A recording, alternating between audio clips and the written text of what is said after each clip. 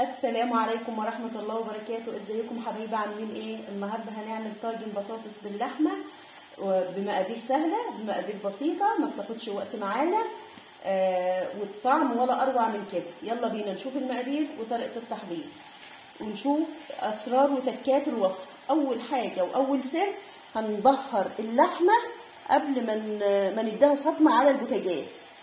طيب ليه بنبهر اللحمة؟ علشان قلنا قبل كده وبنقول كل مرة ان اللحوم لما بتتعرض لحرارة عالية بتنتج مركبات ضارة. المركبات الضارة دي اسمها امينات غير متجانسة الحلقة.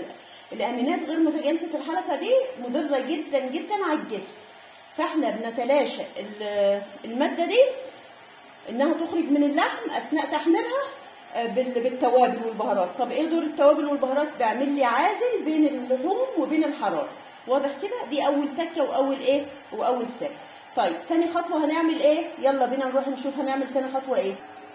تاني خطوه هي البطاطس على النار واقلبها زي ما انتم شايفين، تاخد صدمه على البوتاجاز. ليه؟ علشان ما تشدش معايا لما تستوي وانا باكلها، والحاجه الثانيه مش هتاخد وقت في الفرن بقى وانا دخلتها، يعني يعتبر بسويها نص تسويه. طيب اهم سر في البطاطس ان انا بتبلها. البطاطس بتتبل، ايوه بتتبل. طيب ايه البهارات اللي بتليق مع البطاطس؟ الفلفل الاسود وجوز الطيب وحاجات كتير وبهارات كتير بتليق فيها جدا، زي الثوم البودر والبصل البودر، بس انا النهارده مستعمله الفلفل الاسود وجوز الطيب زي ما انتم شايفين. بس جوز الطيب بتتزاوج جدا مع البطاطس يا حبايب قلبي وبتقلب معاها، لان البطاطس من الخضروات الصماء. يعني ايه الخضروات الصماء؟ يعني الخضروات اللي ملهاش طعم. لو قطعنا حته بطاطسايه ودقناها هنلاقيها مش لها طعم، فاحنا بنخليها تتزاوج مع البهارات والتوابل. ثالث حاجه بحطها هي ايه؟ الملح.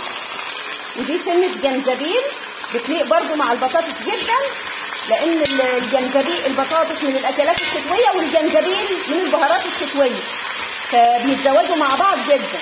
طيب هنحط ايه تاني؟ معلقه ثوم على البطاطس عشان تاخد النكهه مع بعض، لان البطاطس عشقها وروحها هي ايه؟ الثوم. طب هنا ليه انا بظلم البطاطس قبل ما احطها في الطاجن؟ عشان قلت لكم ان هي ما تشدش معايا وكمان ما تاخدش وقت كتير في الفرن. والحاجه الثالثه يا حبايب قلبي ان هي ما تفرطش نشاها لما اجي احطها في الطاجن وتعجن معايا. واضح كده؟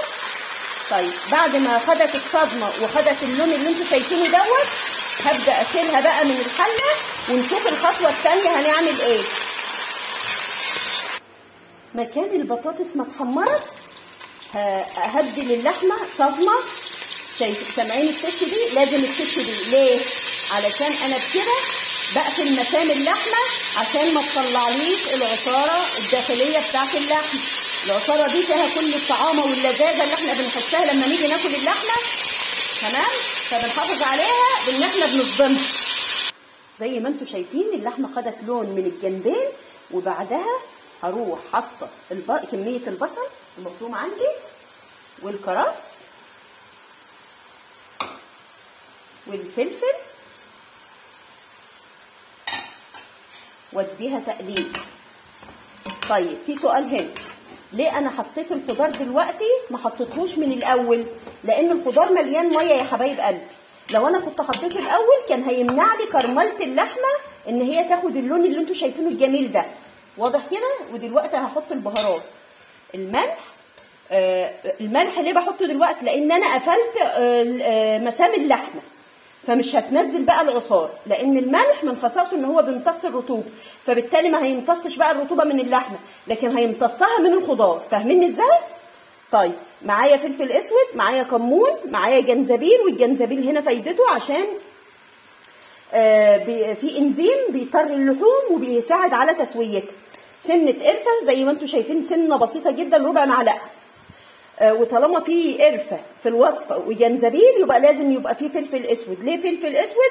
علشان ماده الببرين اللي في الفلفل الاسود بتساعد على امتصاص مادة الجنجرول اللي في الجنزبيل. واضح كده؟ ومعايا ايه؟ جوزة الطيب. جوزة الطيب انتوا عارفين ان هي بتليق جدا مع اللحوم يا جماعة. ومعايا هنا عود زعتر يديني طعامة وبيليق مع اللحوم جدا. والثوم.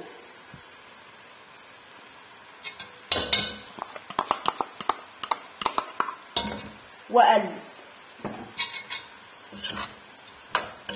زي ما انتوا شايفين. يا ربي تقوموا تعملوا الطاجن ده، لان الريحه مش قادره اقول لكم. الريحه يا جماعه يعني في حته ثانيه خالص، ما شاء الله تبارك الله. بعد ما البصل ينزل ميته والخضار اللي معاه ينزل ميته، هيبدا الميه اللي نزلت منه تتكرمل وتساعد في حلاوه الوصفه اكتر واكتر. طيب انا هعمل ايه دلوقتي؟ هجيب الطماطم واحطها. طماطم اهي يا حبايبي عشان اللحمه تستوي فيها، واقلب واغطي الحله واسيب اللحمه تستوي، ونرجع بقى نشوف هنحطها في الطاجن ازاي وندخلها الفرن يا حبايب قلبي. واهو يا حبايبي اللحمه استوت ما شاء الله تبارك الله، والتخديعه او التسبيكه اتسبكت. هنحطه بقى على الطاجن وندخله الفرن ونشوف هنعمل ايه. واهو يا حبايب قلبي هننزل اللحمه بالتسبيكه الروعه دي على البطاطس زي ما انتم شايفين ما شاء الله تبارك الله. واهو يا حبايب قلبي ما شاء الله تبارك الله. الريحه مش قادره اقول لكم، لو مش شميتوها هتقوموا تعملوه دلوقتي. هدخله الفرن حوالي من تلت ساعه لنص ساعه ونطلعه ونشوف هنقدمه ازاي. وزي ما انتم شايفين يا حبايب قلبي طلعنا الطاجن من الفرن، شغلنا عليه الشوايه لمده 5 دقائق وخد اللون الجميل جدا اللي انتم شايفينه ده.